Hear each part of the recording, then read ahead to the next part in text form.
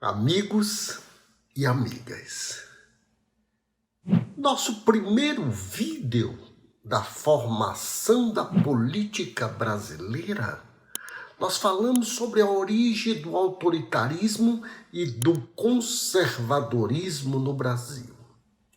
Fizemos um passeio pela vinda dos primeiros escravizados, passamos pela nossa independência, pela Constituição de 1824, chegamos à proclamação da República, abolição da escravatura, e o Brasil continuou sendo um país autoritário e conservador. Eis que chegamos ao nosso segundo episódio.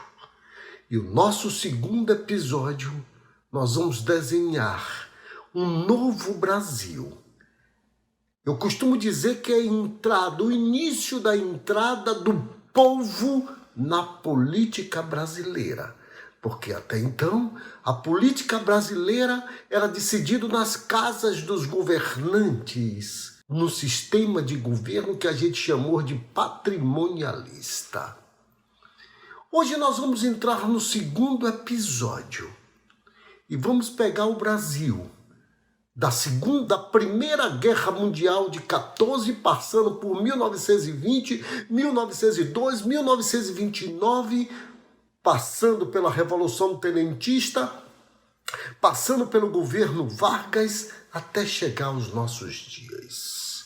Esse é o passeio que nós vamos fazer hoje pela formação política brasileira.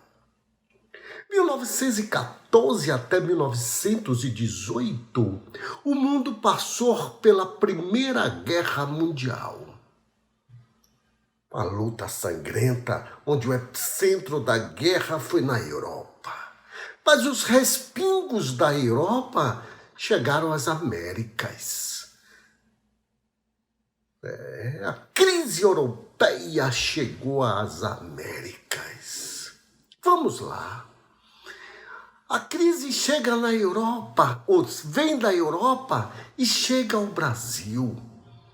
E no Brasil, nós vimos no vídeo anterior que o Brasil fora declarar a sua independência de Portugal em 1822. Olha só, 1822. E eu estou falando da década de 1920. Nós íamos fazer 100 anos de independência do Reino Português. E a década de 1920 nos reserva grandes surpresas.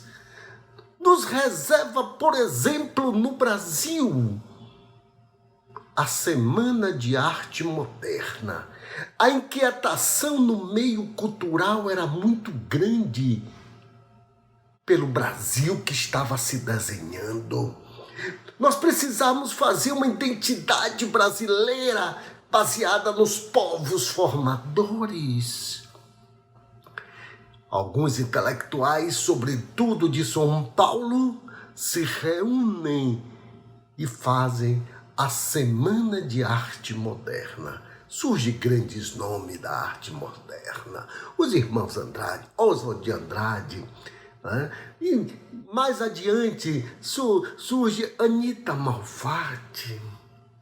Grandes intelectuais querem construir um novo Brasil. E nós, só para fazer um paralelo, em 2022, que estaremos completando 100 anos, 200 anos da independência, nós precisamos fazer o que foi feito em 1922.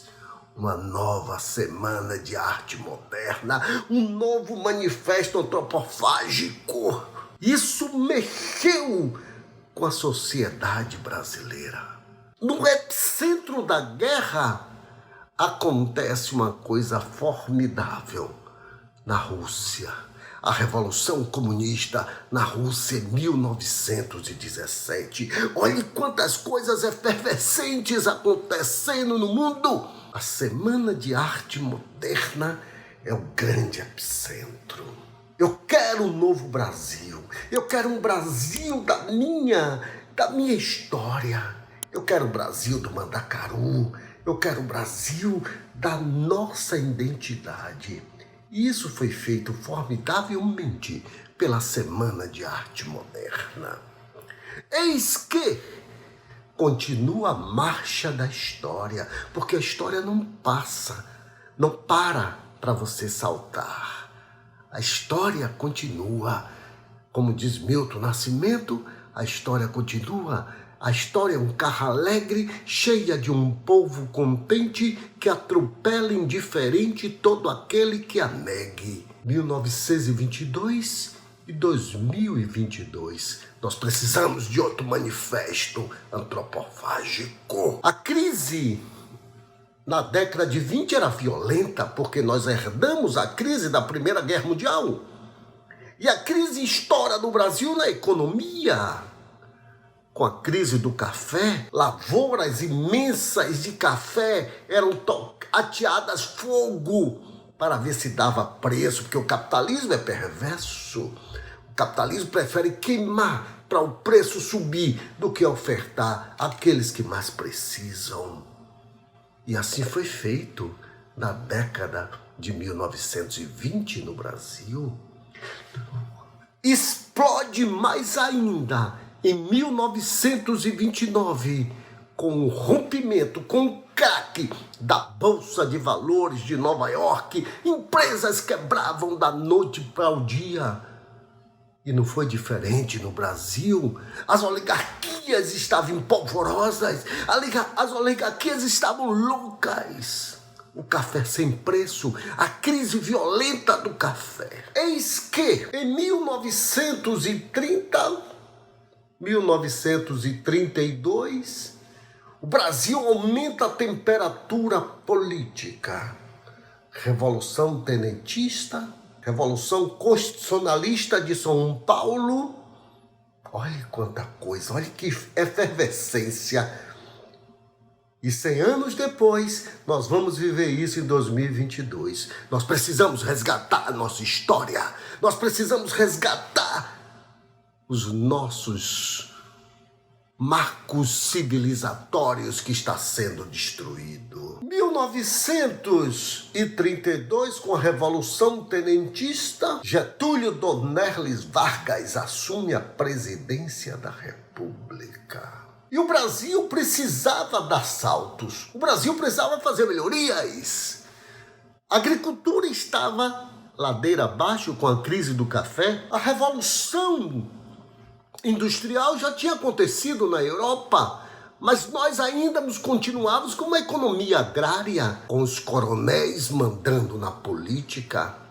Eis que o Brasil inaugura a sua entrada na era da industrialização. O Brasil sai da zona rural, da agricultura, para ir para a zona urbana. É o processo de urbanização do Brasil casado com a industrialização. E a industrialização do Brasil começa a acontecer. Mas não pense que o capital mudou de mão. O capital continuou nas mesmas mãos. Os donos do capital da lavoura investiram os seus recursos na industrialização. É assim na Indústrias Matarazzo, é assim no mundo, no Brasil inteiro. Eu mudo apenas de mão, eu mudo apenas de ramo da economia. E o Brasil faz o seu grande êxodo rural. A população começa a sair da zona rural e vir para a zona urbana. É a urbanização do Brasil. Grande êxodo. As pessoas se deslocando para os grandes centros, porque os grandes centros agrícolas no Brasil era São Paulo com café, Rio de Janeiro, Bahia, Pernambuco. E eu começo um processo de industrialização. E esse processo de industrialização se centraliza, sobretudo, no Rio de Janeiro e em São Paulo, fortalecendo esse eixo Rio-São Paulo. Depois entra Minas Gerais com a política de café com leite, que a gente vai contar isso aqui lá quando estudarmos, quando discutirmos os partidos políticos no Brasil. E esse êxodo traz uma leva da zona rural para a zona urbana. Olha só, o Estado brasileiro era um Estado patrimonialista. E você já sabe o que é patrimonialismo. Patrimonialismo é quando eu trato a coisa pública como se ela fosse privada. Eu discuto as coisas nas casas dos governantes. Em 1937, Vargas implanta o Estado Novo. E com a implantação do Estado Novo, Vargas tenta minar o patrimonialismo, tentando implantar no Brasil a burocracia, que eram ideias do grande sociólogo alemão Max Weber, que começa a fazer todo o estudo sobre a burocracia. Burocracia quer dizer biro, local de trabalho, aparato administrativo. E aí eu saio da casa do governante para o aparato administrativo. Tá vendo? Eu saio dos palácios para discutir a política pública nas secretarias de governo. Eu não discuto mais no compadrio, com todos os erros da ditadura de Vargas, mas é no governo Vargas. Começa a dar um tiro de misericórdia no patrimonialismo. E esse tiro de misericórdia no patrimonialismo vem também através da política, porque quem dominava os estados eram as oligarquias locais. As oligarquias locais. E Vargas começa a colocar nesses estados conservadores oligárquicos, Vargas começa a nomear interventores para romper de vez com o patrimonialismo. Eis que vem para a Bahia um tenente, lá da Revolução Tenentista, um tenente de 26 anos, do Ceará, baixinho, para governar a Bahia. E sabe quem era esse tenente? Juracy Magalhães, que dá nomes a avenidas em Salvador, alguns bairros de alguns estados. E esse Juracy Magalhães, que futuramente venceu o padrinho político de Antônio Carlos Peixoto de Magalhães. E as oligarquias da Bahia ficam empolvorosas. As oligarquias do Brasil enlouquecem, porque dominavam os estados da federação. Você está vendo como a economia faz parte da política? Eu não posso separá-la. Vargas implanta, para tocar a burocracia no Brasil, um órgão chamado DASP, que é o Departamento de Administração de Serviços Públicos. E é nesse DASP que eu começo todo o processo de industrialização do Brasil. Vargas, de uma vez só, criou mais de 20 empresas estatais. Todas as siderúrgicas desse país foram feitas no governo Vargas.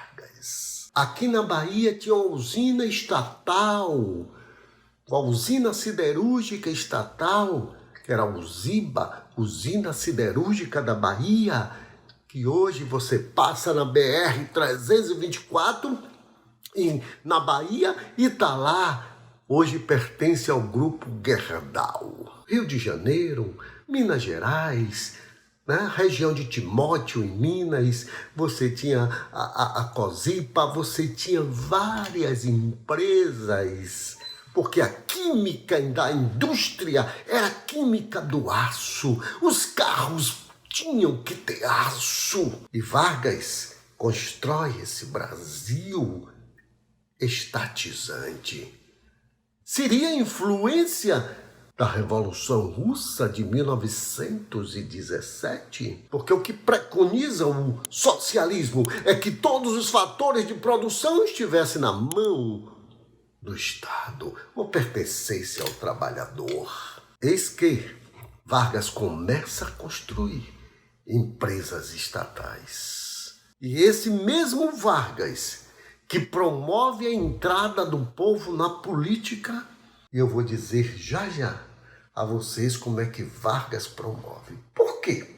Porque de 1889, com a proclamação da República, até 1945, apenas 5% da população brasileira tinha direito a voto, votava. E eu já falei isso no vídeo anterior, quando eu disse que você tinha renda mínima para poder ter direito ao voto. 5% da população apenas. Quem mandava? Quem decidia os destinos dessa nação? Eram as oligarquias, os donos do capital. Vamos para 1988, com a promulgação da Constituição Cidadã de Dr. Ulisses Guimarães, nós saímos de 5% para 70% de participação da população no processo eleitoral. Você está vendo? Vê o voto do analfabeto, vê o voto das mulheres, vê o voto dos menores de 16 anos. Você começa a jogar a população na participação política. E Vargas começa cada vez mais a ampliar a participação da sociedade na política. Em 1945 acontece um fato importantíssimo no mundo. Final da Segunda Guerra Mundial. No próximo vídeo, nós vamos falar o Tratado de Bretton Woods, de 1945 até os nossos dias. Mas, por enquanto, vamos continuar com a entrada do povo na política. E como é que Vargas faz isso, Erivaldo? Vargas faz isso ampliando a participação política. Vargas funda um partido, o Partido Trabalhista Brasileiro, o PTB. Traz as classes trabalhadoras, os operários para dentro deste partido, o Partido Trabalhista Brasileiro. Eu começo a incentivar a criação de sindicatos para trazer a sociedade para a discussão política. A sociedade começa a participar mais de comícios, de campanhas eleitorais. Começa a acontecer as primeiras greves dos sindicatos brasileiros, numa confluência de ideias do anarcossindicalismo da Itália com o nosso sindicalismo varguista. E eu começo a participar de grandes campanhas nacional. Por exemplo, em 1946, a campanha do petróleo é nosso. Quem fez isso foram os grandes trabalhadores. A campanha pela criação da Petrobras.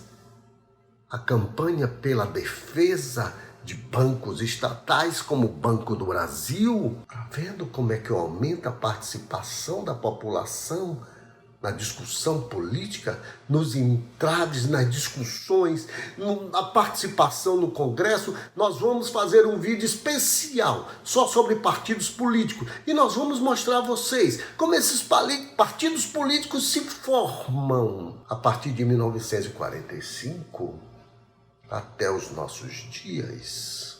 1955, eleições presidenciais. Elege-se presidente do Brasil, Juscelino Kubitschek de Oliveira, que também promove a expansão das estatais no Brasil, a expansão da burocracia. As coisas não se decidiam mais na casa do governante. O Brasil experimentou progressos, democracia, cultura, porque Getúlio Vargas tinha fama de ser um presidente da República, Bossa Nova. Por que a Bossa Nova? A Bossa Nova era o grande ritmo musical de então, capitaneado por João Gilberto, Tom Jobim e Vinícius de Moraes e tantos outros, para não ser injusto. 1960, novas eleições presidenciais. Mas eu costumo te dizer que o Brasil, eu já disse também isso no vídeo anterior, o Brasil às vezes dá saudade do que não presta. A gente teve um processo de evolução e o Brasil elege como presidente da República em 1960 Jânio da Silva Quadros. E como seu vice, João Goulart. Naquela época, o presidente era eleito em chapas diferentes do vice. Eis que Jânio Quadros, um legítimo representante das oligarquias e da direita, tem como seu vice um representante do trabalhismo getulista, João Goulart. E os dois formam a futura presidência da República.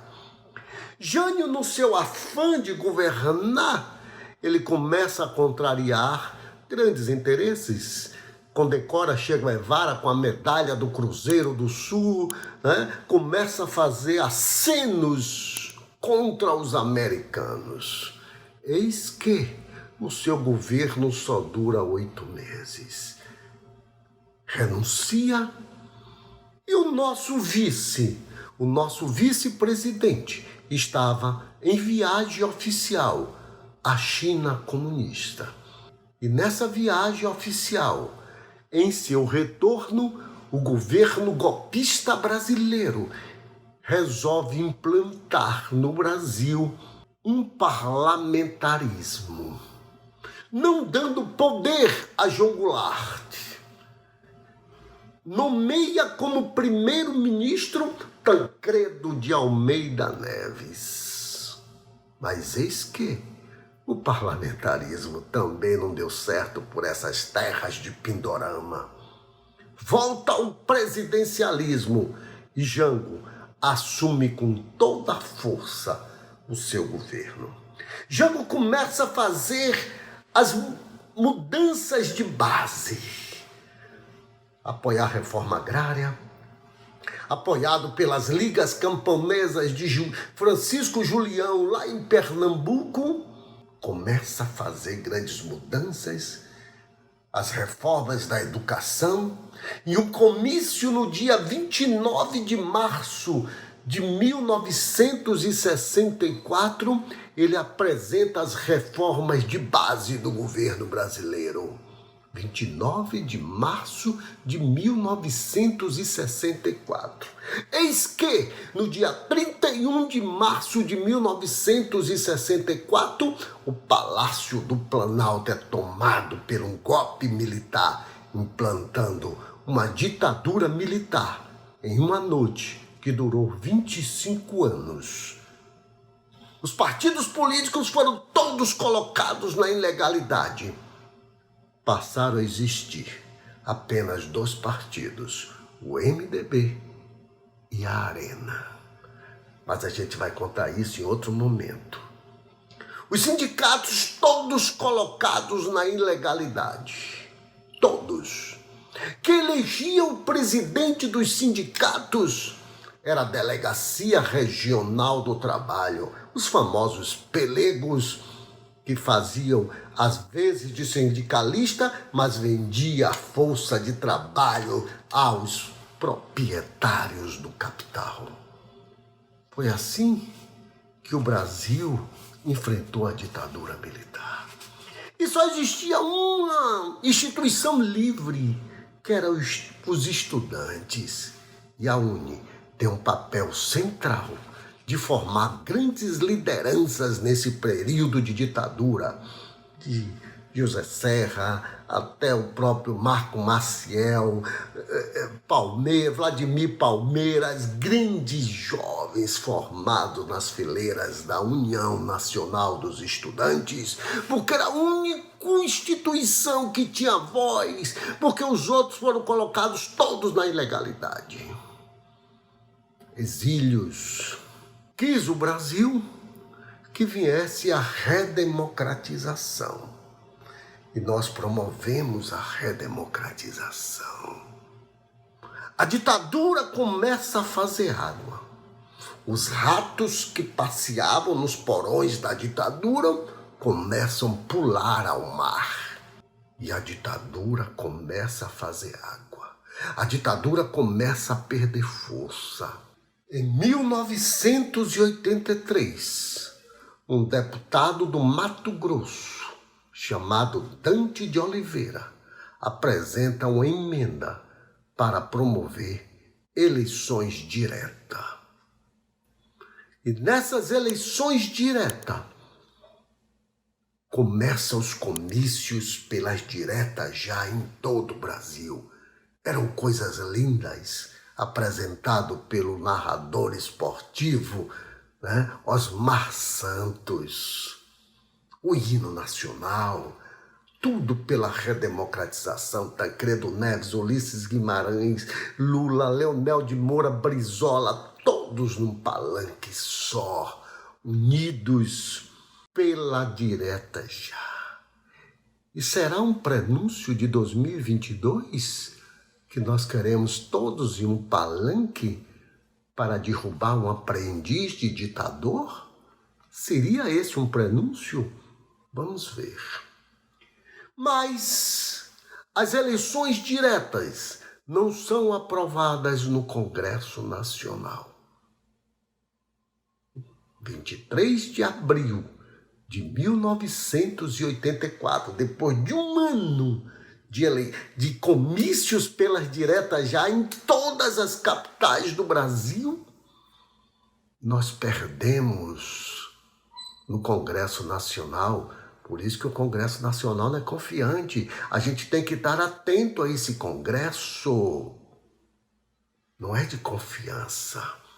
Ele faz o jogo do ditador que está no poder. Perdemos. Mas a esquerda, os partidos não se separaram, se uniram.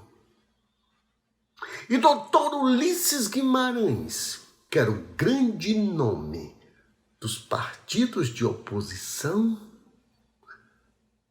era o candidato natural dos partidos de oposição à ditadura. Doutor Ulisses sabia que tinha resistência dos ditadores de plantão, já quase colocando o pijama. Doutor Ulisses, num gesto de grandeza absoluta, não se candidata. Apoia Tancredo de Almeida Neves. O mesmo Tancredo que fora primeiro-ministro em 1962.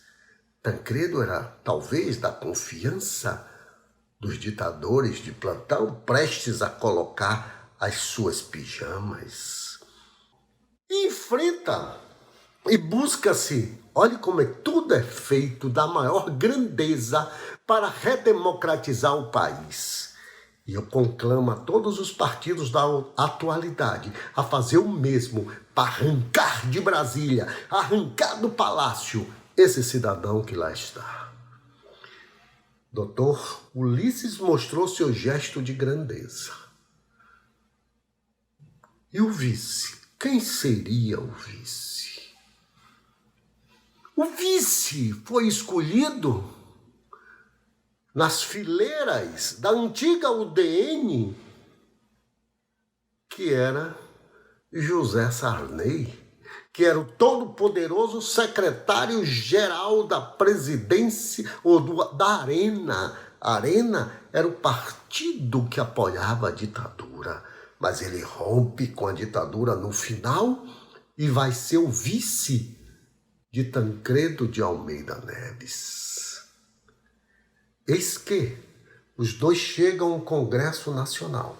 Para vocês mais jovens e que não estudaram isso ainda, só votava no Congresso Nacional os deputados, senadores e os delegados dos partidos. E o candidato da ditadura militar era Paulo Salim Maluf.